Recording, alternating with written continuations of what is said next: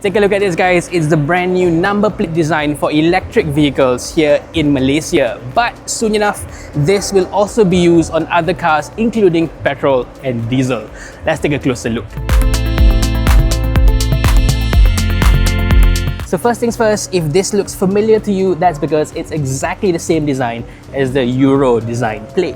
The background is white, the letters and numbers are in black, plus there's a separate strip on the left side with the flag and the initials of the country. Exactly the same as Euro plates. Even the font here is the exact same one used in Europe, but there's a very good reason for that. This font was specifically developed by a company in Germany for it to be tamper-proof.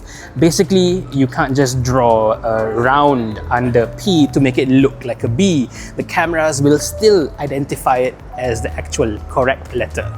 Camera recognition is also the main reason why the background is now white. Black letters over a white background provides the best ultimate contrast for anyone to see, especially in the dark. This white isn't regular plain white either, it's a reflective kind of surface, adding even more contrast.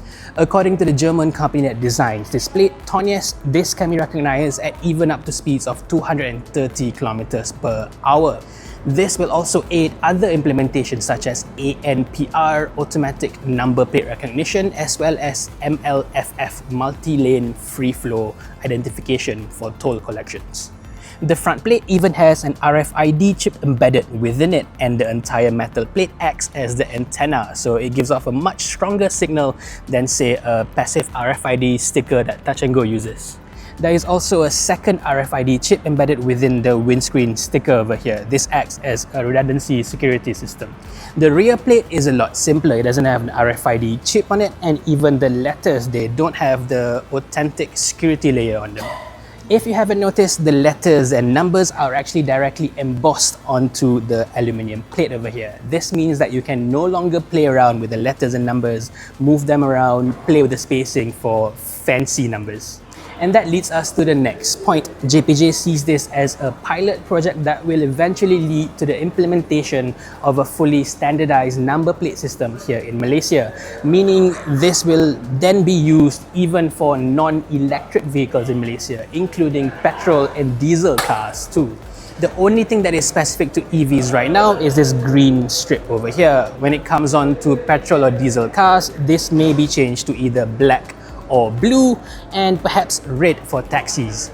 At some point, all cars in Malaysia will have this white background and black letters with a strip on the side with the Malaysian flag. There is a small issue though. Right now, there is just a single version of this plate, which is this white one that you see over here. If your car runs the square number plate holder, it won't look anywhere near as neat, I would say. The other issue is it's technically a bit of a monopoly here in Malaysia. There is just a single company handling manufacturing of all of these plates called Handal Ceria. But I guess that's a different story for another time. Right now, these new plates are priced at 98 ringgit. That includes the front and rear plate as well as the RFID windscreen sticker.